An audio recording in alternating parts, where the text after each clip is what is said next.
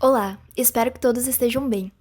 Nós somos as alunas do 7º período de Direito e neste vídeo iremos abordar um pouco mais sobre o trabalhador religioso, tema escolhido pelo nosso grupo.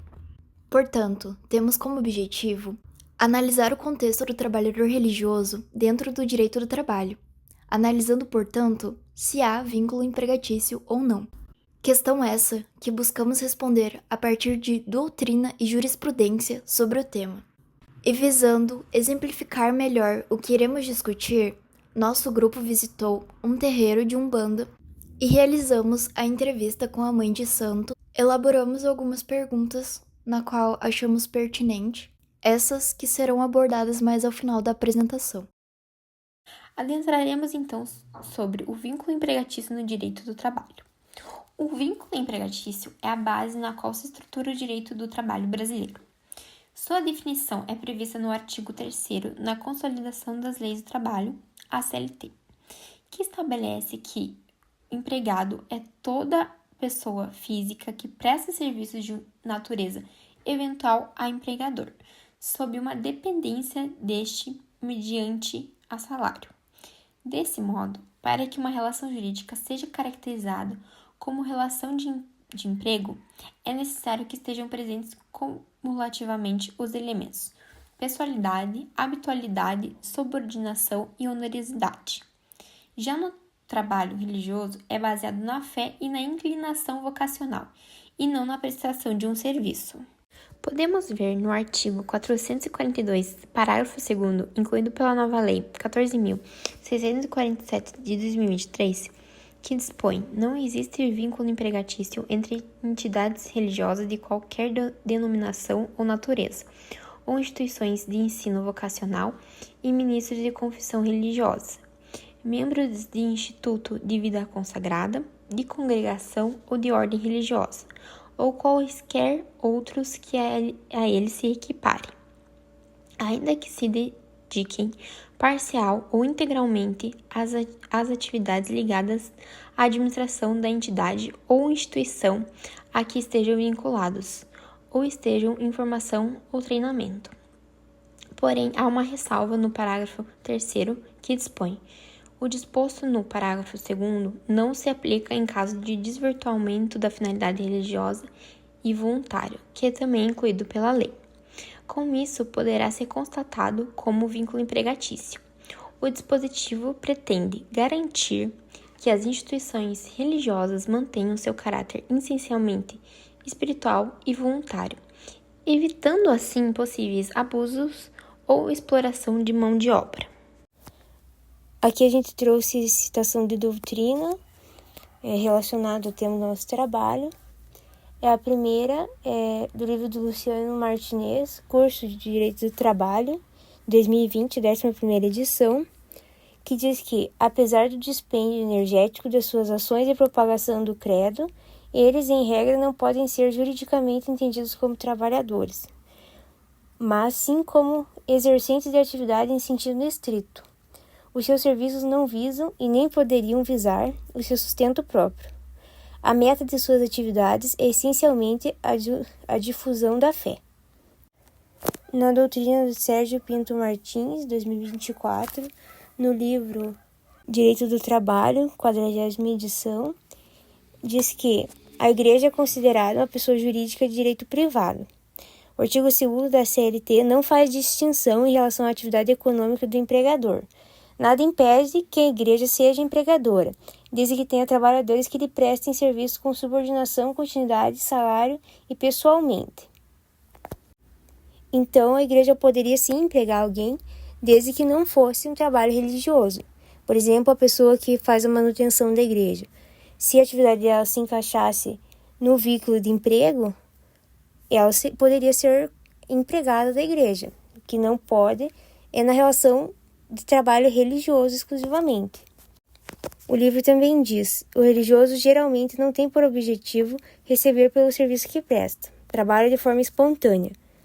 Pode haver, em certos casos, o pagamento de uma espécie de ajuda de custo para que o religioso possa subsistir, nos casos em que ele se dedica só à atividade religiosa. Se a relação que se forma entre as partes é religiosa, não existe ânimos contraende para ajustar um contrato de trabalho. Ainda vale citar essa jurisprudência do TST de 2024, que é pertinente ao nosso tema, que diz o seguinte: reconhecimento de vínculo empregatício, pastor de igreja, transcendência jurídica reconhecida. Discute-se, no caso, se o exercício da atividade de pastor de igreja enseja o reconhecimento de vínculo empregatício.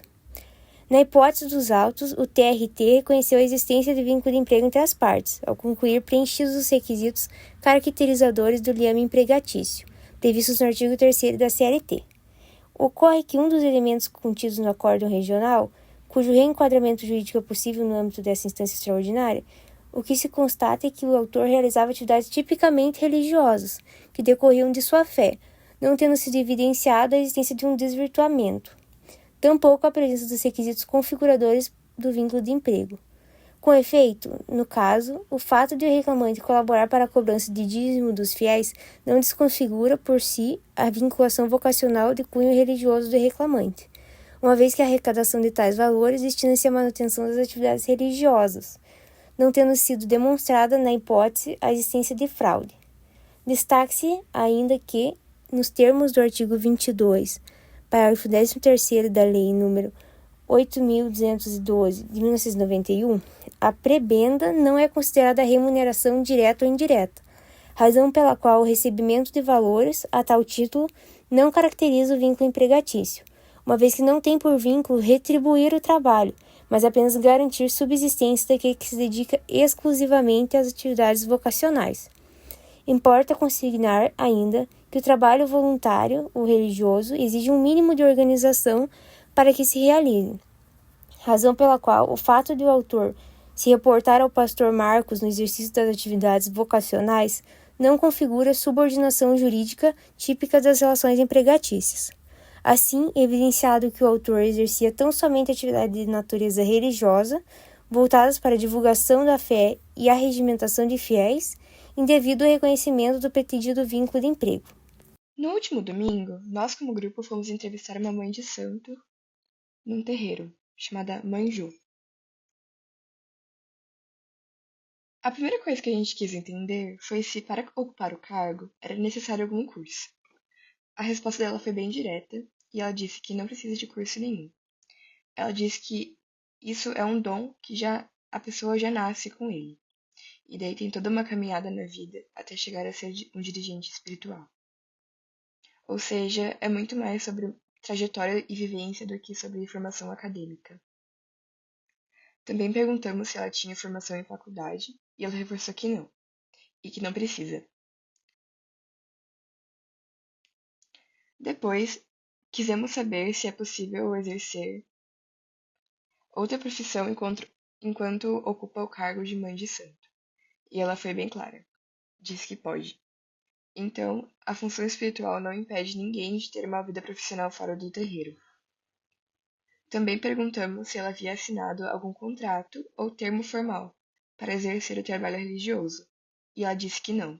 Tudo acontece de forma informal, baseada na fé, na confiança e na tradição. A respeito de férias, a mãe Jo disse que só existe uma pausa por ano, que é em dezembro. Quando perguntamos sobre a prestação de contas, ela disse que não há, porque não existem funcionários no terreiro, com exceção da moça da limpeza. E, mesmo assim, quem presta contas a ela é o dono do terreiro. O espaço, inclusive, é alugado. Agora, sobre salário, a resposta foi enfática. Não e nem pode. Ela não recebe nada financeiramente do terreiro e também não tem direito a FGTS ou INSS pela função que exerce ali. Ou seja, não é um cargo remunerado e não há vínculos empregatícios formais. Perguntamos ainda se o terreiro tem algum regulamento que fale sobre os direitos e deveres da função dela. E ela respondeu que não. Novamente, que a organização é toda informal. Mesmo com essa informalidade, conflitos internos são resolvidos com base em uma hierarquia que existe dentro do terreiro. Ela me explicou que tem as mães de santo, os pais pequenos ou mães pequenas e os capitões. Para fechar, ela compartilhou um pouco da própria história. Ela disse que foi uma longa caminhada até ela ser mãe de santo, que ela começou a frequentar a Umbanda aos 14 anos e hoje tem 54. Fazem 40 anos que ela frequenta a religião. Ela foi cruzada, ou seja, feita mãe de santo, há 3 anos.